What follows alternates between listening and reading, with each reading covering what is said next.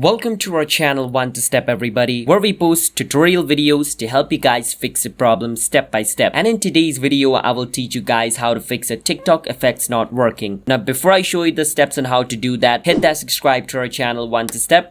Let's move on. Now to fix a TikTok effects if it is not working. Now you might be facing a problem where you don't know how to use effects. So I will first show those people who do not know how to use effects how to get into the effects panel. Just click on the plus icon at the bottom, and over here you can see where it says effects. Click on it. Then all the effect you want to use is going to be over here. Alright. Now let's say even after coming to the effects panel you don't see the effect. Then the thing could be that your TikTok account is not up to date. Sometimes due to lack of update as well, your TikTok is going to be facing this problem.